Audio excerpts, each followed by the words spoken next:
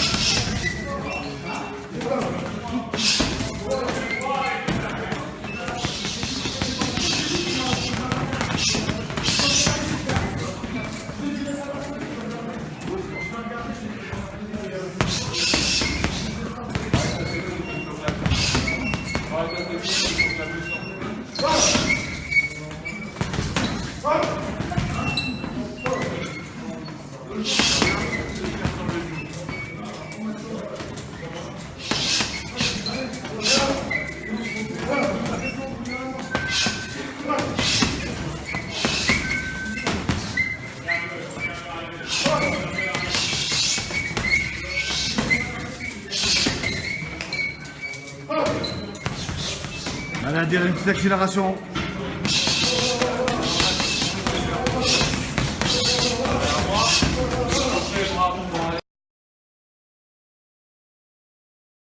Alors bonjour à tous et bienvenue pour cette première édition d'interview si vous voulez filmer.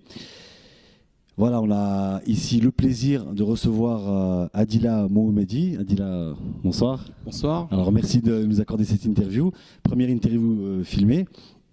Alors nouveau champion d'Europe dans la catégorie des poids super moyens. Voilà, c'est ça. Oui, nouveau enfin depuis mai, le 30 mai 2015 quand même, donc ça date. Hein. Contre Hilario, en plus une victoire par KO qui plus est. Et 8e reprise. Voilà, on va essayer de te présenter un petit peu à nos auditeurs. Alors tu es un boxeur qui a 35 ans, avec un palmarès de 20 victoires, donc 15 remportées par KO, 3 défaites et un nul. Dans la catégorie des super moyens, donc une catégorie qui se situe à peu près dans les 76 kilos. Moins de 76 kilos de 100, oui. 76 kilos, et là tu mesures à peu près entre 1m82 et 85. 1m83, oui. 1m83, donc voilà, quand même un gabarit assez. Un bon gabarit, une bonne moyenne quand même pour cette, bonne moyenne pour cette catégorie. Catégorie. Donc tu es professionnel depuis décembre 2008. C'est ça. Voilà, donc on va parler un petit peu juste des 3 petites défaites. Alors les 3 défaites qui étaient concédées plus en début de carrière, contre des boxeurs très expérimentés. Donc la première contre Sanavia, un ancien champion du monde WBC, oui. Voilà, donc l'italien. Alors oui, c'était ma première défaite face à Sanavia. Bon, on s'est préparé comme on pouvait. C'était mon premier 8 rounds que je faisais justement.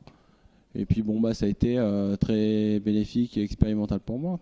Voilà, c'est le premier. Il a été ensuite champion d'Europe, donc voilà, il avait été vraiment dans sa expérimenté. Carrière, quasiment une cinquantaine de combats quand il t'a rencontré, donc chapeau à toi quand même. On l'a accepté aussi, et si je l'ai accepté, c'est parce que je pense que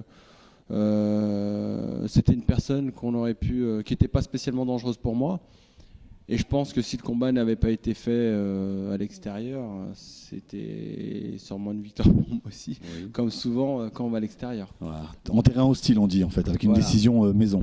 Voilà. Ensuite, il y a eu le Serbe Stekloka. Donc voilà, ancien challenger mondial contre Arthur Abraham. Ouais. Il a perdu au point pour le titre WBO de cette même catégorie, donc défaite aussi au point. Et la dernière défaite qui a été contre James DeGale. Donc James DeGale, c'était pour un championnat d'Europe. De ma carrière, du moins, ça a été, je pense, le plus gros combat de ma carrière, qui m'a beaucoup appris et avec lequel j'en suis ressorti avec beaucoup d'enrichissement et aussi d'émotion, de vapeur, parce que j'ai mis tout ce que j'avais. C'était mon premier 12 rounds aussi. 12 reprises au point, voilà, tu as terminé au point. Et en fait, tu as été prévenu un petit peu au dernier moment. Oui, j'ai eu 3 semaines pour me préparer au combat. Voilà, pour un championnat d'Europe. Alors que pour un championnat d'Europe, il faut à peu près combien? 2 mois à peu près pour être bien préparé? Minimum 8 semaines, oui. D'autant plus que c'est un gaucher en plus. Ouais. Donc c'est un gaucher, donc ça va être encore plus difficile. C'est un gaucher, du coup, dès qu'on a appris tout ça, il a fallu commencer à se préparer. Mais je remercie d'ailleurs, on a bien bossé avec notre ami Mathieu Boderlich, qui était toujours là, très bon boxeur aussi, et qui m'a rendu aussi, avec qui on s'est souvent rendu service au niveau du sparring. D'accord. Alors concernant tes titres, tu as été aussi champion de France contre Hugo Kaspersky. Donc victoire au point. Ouais. Tu n'étais pas parti favori, mais tu as quand même disputé le combat et gagné le combat. Oui. Hugo Kaspersky, qu'on salue au passage, bien sûr, salut Hugo. Qui t'encourage beaucoup pour ta prochaine échéance. Merci Hugo. Voilà, et ensuite, après ta défaite contre James De Gale, tu as défendu ton titre de champion de France contre Cédric Bellet. Voilà, tu étais un petit peu malade, bon, victoire quand même au point. Ouais. Ensuite, tous tes combats ont été remportés par KO, dont le fameux championnat d'Europe contre Hilario. Oui, c'est ça. Après, ça se fait. Je cherche pas spécialement à finir mes combats avant la limite. Comme on dit, il ne faut pas chercher, le KO vient tout seul. Spécialement, j'ai envie de faire mon combat, j'ai envie de m'exprimer, et puis mais bon, c'est comme ça que le KO arrive. Apparemment, je suis motivé pour. Voilà, ça frappe apparemment. Voilà. Il y en a beaucoup qui t'évitent en plus. Ouais, on m'a évité pas mal de temps, je pense. Ouais. Si j'ai pas boxé justement pendant presque 2 ans, c'est bien pour ça. Aussi bien. C'est vrai qu'en 2014, aucun combat. Mais j'ai rien pu faire. Pendant 2 ans, c'est pas moi qui ne voulais pas boxer. Au contraire, j'attendais que ça, des opportunités pour le faire. Mais en vain. Voilà, malheureusement, on t'a évité, quoi, tout simplement. Je ne sais pas, certainement. Voilà, donc après ton championnat d'Europe, tu fais un combat que tu gagnes aussi par KO. Et là, aujourd'hui, une grosse échéance quand même contre Callum Smith. Oui, un gros défi. Un gros défi le 2 avril. Oui, un gros défi face à Callum Smith. Maintenant, c'est un bon boxeur. Bon, il fait partie des meilleurs boxeurs anglais. Je fais partie des meilleurs boxeurs français.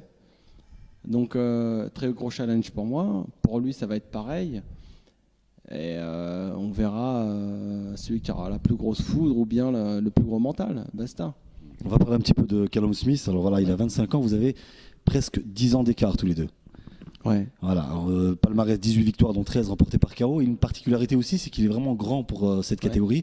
1m91, c'est quasiment la taille des poids lourds, quoi, en fait. Oui. Donc, voilà, il est un peu moins musclé que toi, hein, voilà, je pense. Et donc voilà, 1m91.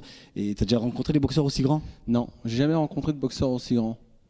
Maintenant, c'est pas spécialement un problème pour moi parce qu'une fois que je vais aller là-bas, j'aurai un objectif, ça sera la victoire. Et l'objectif réellement en finale, pour moi, c'est de rencontrer Badou Jack. Donc, Badou Jack, aujourd'hui champion du monde WBC. Champion du monde WBC, en sachant que là, je remets mon titre en jeu pour justement avoir la possibilité d'être challenger. Si je remporte ce combat, je suis challenger de Badou Jack, le champion du monde WBC. Donc ça t'ouvre les portes pour cette fin d'année 2016, tu as ton championnat du monde. Exactement, j'ai mon championnat du monde, donc je suis vraiment prêt à casser les murs qui seront dans mon chemin, quoi. Donc ça y est, voilà, on peut dire que Callum Smith. On va parler d'un autre Français aussi, Christopher Rebrasset, qui a boxé Callum Smith et voilà, qui a adopté une tactique offensive face à un adversaire quand même qui est vraiment grand. On a vu aussi pendant le combat quand même que Callum Smith a été éprouvé légèrement, quand même éprouvé devant le Français. Et il a pris quelques droites, mais à mon avis, si jamais il prend les mêmes droites de la part d'un certain Attila Mohammadi, à mon avis, ça va faire mal. Est-ce que tu penses que le fait qu'il manque peut-être un petit peu de maturité, même si parce qu'il a quand même que 25 ans, ça peut jouer en ta faveur, niveau mental, ouais, que tu seras un peu plus possible. Maintenant, ça fera partie de la stratégie. Voilà, une pression constante contre des boxeurs. Une pression ou pas. Là, il faut qu'il sache, ça va être un gros combat pour moi, et il faut qu'il se mette aussi en tête que ça sera un très gros combat pour lui, parce que c'est ce que je compte faire. Voilà. Donc, eux, à mon avis, c'est peut-être une petite formalité. On est chez lui. Voilà, il est chez lui, ça va être une formalité. Il espère disputer son championnat du monde à la fin de l'année contre Badou Jack, le remporter. En fait, voilà. Après, ce que je me dis, c'est qu'on m'a laissé l'opportunité de rencontrer James De Gale avec 3 semaines de préparation. Là, aujourd'hui, je vais rencontrer Callum Smith avec peut-être plus de 2 mois de préparation. Voilà, ça change la donne. Ça sera vraiment, je pense, ça sera différent. Certes, on n'a pas le même âge, etc. Mais au niveau de la détermination, je pense que elle est là. Elle est encore là. Moi, je fonctionne comme ça. J'ai des objectifs et le but, c'est de les atteindre. Voilà, je vire tout ce qui a. En tout cas, on va te souhaiter bonne chance. On va juste rappeler aussi à ceux qui vont regarder cette vidéo que les boxeurs comme ça en Angleterre, comme Callum Smith ou bien James DeGale, voilà, ont un suivi. Ils vivent de ce sport. Ce sont des véritables professionnels et que toi, Exactement. tu travailles pour la ville d'Elancourt. Je suis obligé de travailler pour la ville d'Elancourt, Voilà, c'est-à-dire je suis obligé d'aller travailler le matin pour aller à la salle le soir à la rigueur. Après, j'ai la chance justement, la mairie me permet quand même d'aménager mes horaires quand j'ai de grosses échéances. Du coup, soit aménager mes horaires ou bien ne poser pas les bosser, RTT voilà, ou des fois congés sans solde par exemple. Pouvoir justement m'entraîner pour mes grosses échéances. Sinon, c'est vrai que c'est un autre rythme. Les Anglais, quand on regarde, par exemple Callum Smith, il a pu faire tous ses combats en Angleterre. Même jusqu'à une ceinture WBC. En France, je pense qu'avec tout le respect que j'ai pour tous ceux qui encadrent la boxe française, ça serait peut-être difficile de pouvoir encadrer un boxeur et de l'emmener jusque-là. Contrairement à. C'est l'encadrement en fait, c'est l'encadrement, voilà, tout simplement l'encadrement. C'est... Là-bas, ils sont suivis. Professionnels, voilà. C'est des professionnels qui n'ont pas besoin de travailler pour être pro et même plus encore, très souvent, quand le boxeur français va à l'étranger et dit qu'il travaille à côté de la boxe, on lui rit au nez. Et après, ça leur paraît bizarre. Moi, ça m'est arrivé, ouais. Voilà. Il faut savoir que là-bas, vous avez un préparateur physique pour chaque boxeur, vous avez un diététicien, vous avez un médecin qui suit le boxeur, des masseurs aussi, voilà, et un kiné qui les suit. Ils vivent justement de leur passion, en tout cas de leur discipline, de leur métier. Malheureusement, en France, quand on est professionnel, c'est que le nom en fait, c'est tout. Voilà, c'est vraiment différent. C'est autre chose. Hein. La réalité nous rappelle, je dirais, plus ou moins à l'ordre. Parce qu'on ne peut pas spécialement... Enfin, il y en a qui peuvent, je pense. Mais c'est difficile. Je pense que c'est quand même difficile de vivre que de ça. Mais je pense qu'il y en a qui... On peut le faire. Et concernant tes entraînements, là, ça a changé un petit peu quand même. Tu t'entraînes en Italie, il y a un nouvel encadrement. C'est ça, un nouvel encadrement. Un nouvel encadrement. J'ai gardé mon entraîneur Tanguy Farrugia, qu'on salue au passage. Au BC Saint-Quentin, du moins à Elancourt, l'entraîneur de boxe d'Elancourt. Mais c'est vrai que j'ai aussi avec l'Italien, donc mes prépas physiques, elles peuvent aussi se faire en Italie, avec qui je travaille. Je travaille avec la team Kirki, le Pigim. En Italie, donc avec Franco Salvador et... Tu peux avoir un bon encadrement, tu as les sparring de qualité pour pouvoir s'adapter un petit peu à la boxe de Callum Smith, ne serait-ce que avoir des sparring de cette taille peut-être. Après, c'est sûr qu'il y en a pas, il faut pouvoir le trouver le sparring, il faut savoir où il est. Mais sinon oui, maintenant c'est quand on se fait une préparation par exemple quand je fais ma préparation avec l'Italien, c'est vrai que c'est ce qui va pouvoir changer, c'est que je m'occupe de rien. Je vais me lever le matin, je sais que je vais à la salle pour la prépa physique, je vais aller manger, je vais dormir un peu, je me repose et je retourne par la suite à la salle pour mon sparring, pour ma leçon. Tu peux penser 100% vraiment, boxe. Exactement. Voilà. Donc on peut réellement... concernant par exemple ta préparation, concernant ta préparation justement contre James DeGale, tu travaillais et je crois que tu me disais que tu faisais plusieurs kilomètres pour aller croiser les gants avec d'autres boxeurs. C'est ça. Donc à cette époque, je me souviens que j'avais des aménagements commémoraires, hein, mais c'était encore difficile. Il fallait que je bosse jusqu'à la rigueur 16h30 pour me taper encore près de 2 à 3 heures, 2-3 heures de route pour pouvoir mettre les gants, rentrer chez moi de nouveau, repartir au boulot le lendemain. C'est pas les conditions idéales. Je me suis arrêté de bosser une semaine peut-être avant le combat. Mais bon. Donc là en Italie, encore, tu sens que tu t'entraînes dans les meilleures conditions possibles et tu te sentiras prêt pour le 2 avril en fait. Oui. Tu pourras te donner à 100%. 100% le 2 avril, 100%. Voilà. Et même le fait psychologiquement de partir, laisser ta famille quand tu vas en Italie, à Milan, je crois c'est ça. C'est ça, à Milan. Ouais. À Milan, ça aussi psychologiquement, tu te dis voilà, je laisse ma famille de côté, donc il faut vraiment pas que je déçoive. Après, je me dis c'est tout simplement un choix. Voilà, un choix, sacrifice. Maintenant. C'est sûr que je le fais pour moi, mais dans un certain sens, je le fais aussi pour eux parce que je me dis, j'ai pas spécialement envie de, j'ai pas envie de perdre de temps non plus. Et j'y vais encore une fois avec la rage au ventre. Quand je fais mes préparations, quand je vais au combat, non, j'ai toujours été comme ça, mais aujourd'hui j'ai cette force supplémentaire. Le mental qui est le plus important dans la boxe, on est bien d'accord. Ouais. Voilà, en plus de qualités dont la frappe et le courage, enfin des valeurs fondamentales de la boxe, voilà, tout simplement.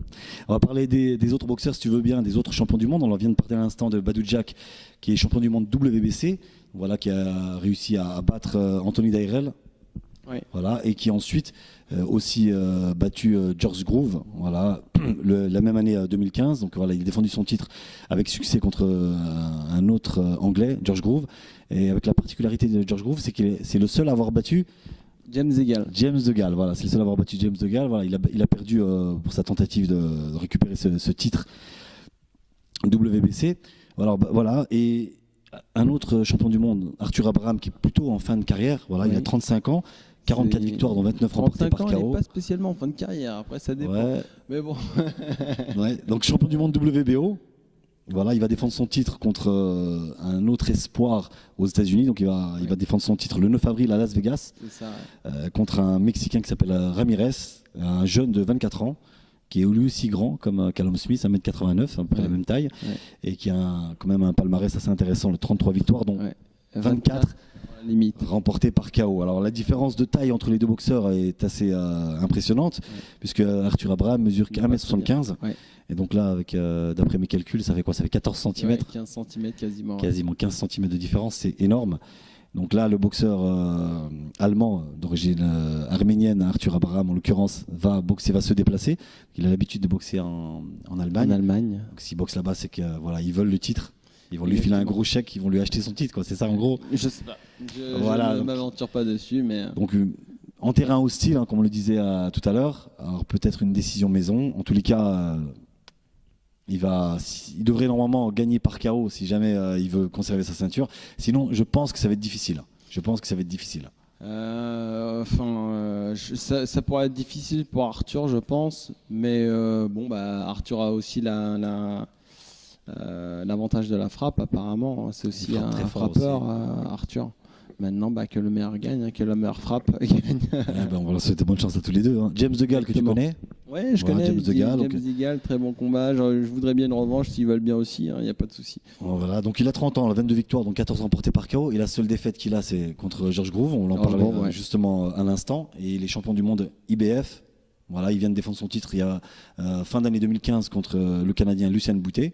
Oui, c'est ça. Donc voilà. Alors, pour toi, c'est lui le meilleur des super moyens pour l'instant? Pour l'instant, je pense qu'il est numéro 1 pour l'instant. James DeGale est, pour moi en tout cas, oui, l'un des meilleurs. L'un des meilleurs. De la catégorie. Voilà, on va juste rappeler le palmarès de Badou Jack, que là, il a 32 ans, il a 20 victoires, dont 12 remportées par KO et seulement une défaite. Alors il y a un deuxième titre, enfin le dernier titre, le quatrième titre, c'est le WBA Super World.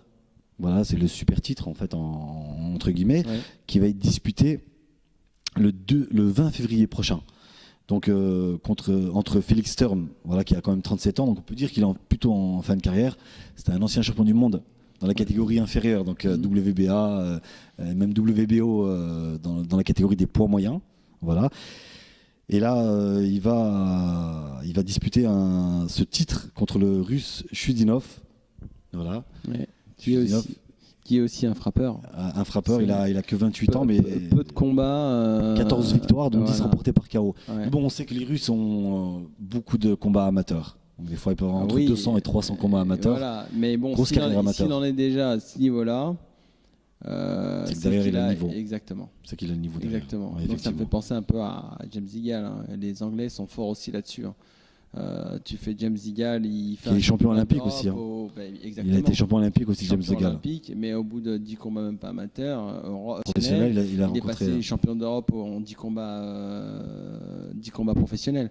Donc, ils ont très beau niveau amateur. En amateur, on peut facilement faire quelque chose de bien aussi en professionnel, quand on est bien encadré, bien sûr. Un petit pronostic entre Félix Sturm et puis Chudinov pour le 20 février. Ça va être peut-être un peu serré, mais Chudinov, c'est l'un qui frappe. C'est une aussi. revanche. Ouais.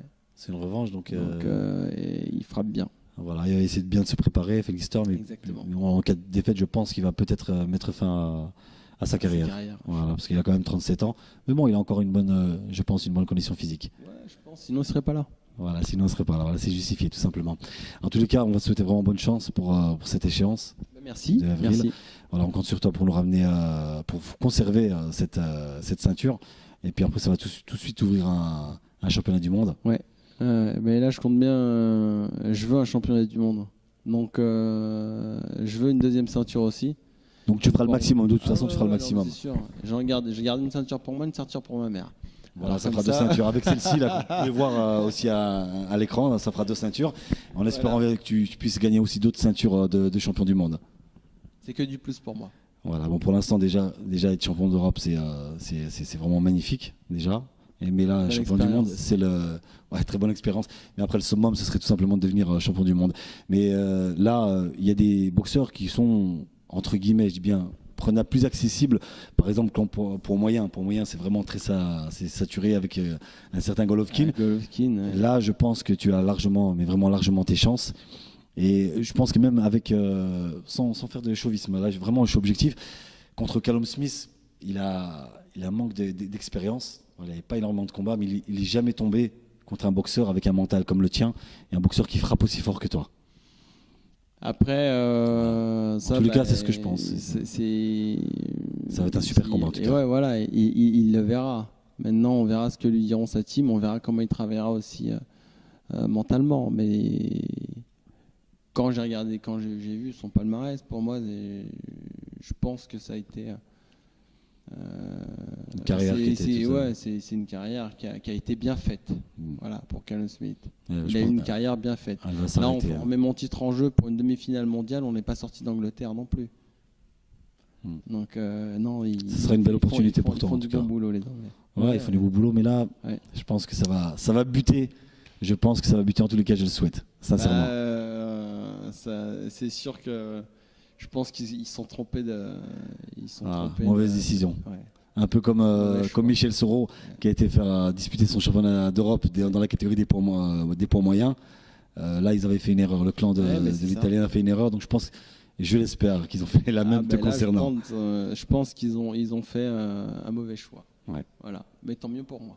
Tant mieux pour toi. Mais voilà, on compte sur toi sincèrement pour garder cette ceinture qui te permettra bien évidemment de disputer un championnat d'Europe d'ici fin 2016. Non, un championnat du monde. Championnat du monde, pardon. Championnat du monde, je suis encore WBC et même une autre, c'est pas un souci. Hein. Si je remporte ce combat, s'il faut la laisser, je la laisse.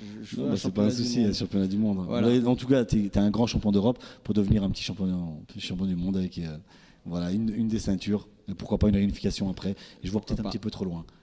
Non, après, tant que faut toujours viser la lune, quoi, comme on dit. Exactement, pour moi, à partir du moment où j'ai des objectifs, ça serait de l'atteindre. Maintenant, j'en ai plus, il faut arrêter, c'est pas grave. Ça a été un très beau parcours. Mon dernier objectif était celle-ci, je l'ai eu.